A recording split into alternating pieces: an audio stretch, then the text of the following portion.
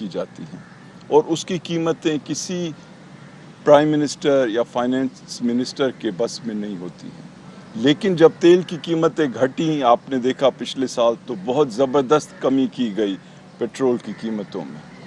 اب جب کہ پیٹرول کی قیمتیں بڑھی ہیں تو یہ جو پچھلا ہفتہ گزرا ہے اس میں بھی اگرچہ بیرونی منڈیوں میں تیل کی قیمت بڑھی، لیکن ہم نے کہا کہ اور پرائم منسٹر نے خصوصی طور پر کہا کہ ہم پیٹرول کے اوپر کمی یہاں نہ ہونے دیں اور اس کی بجائے ہم ٹیکس جو ہے کم کر دیں.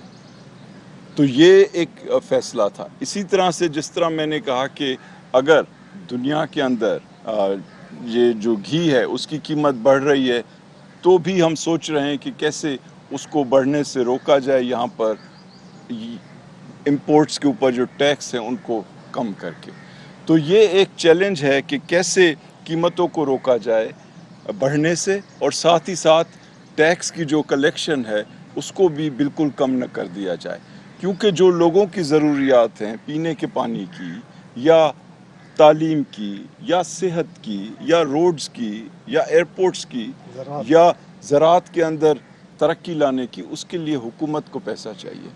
اور ہم اس چیز کے متحمل نہیں ہو سکتے کہ ہم صرف باہر کے لوگوں سے ادھار لیتے رہیں.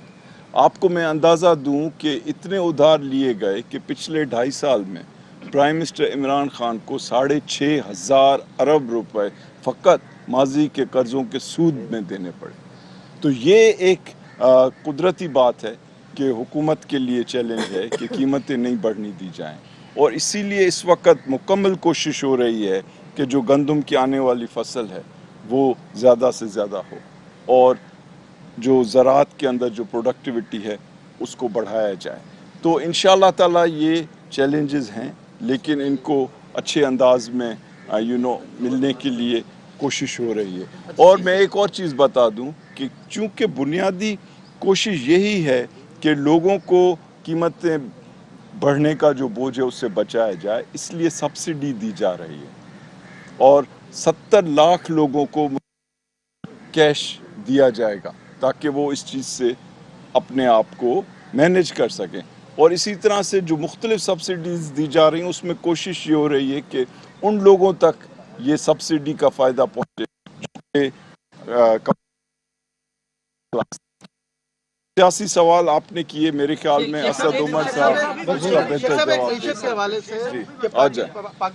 میں ایک چیز بتا دوں، نیشنل اسمبلی میں حفیظ شیخ صاحب ہوں گے اور لیڈیز میں فوزی ارشد صاحبہ ہوں گی.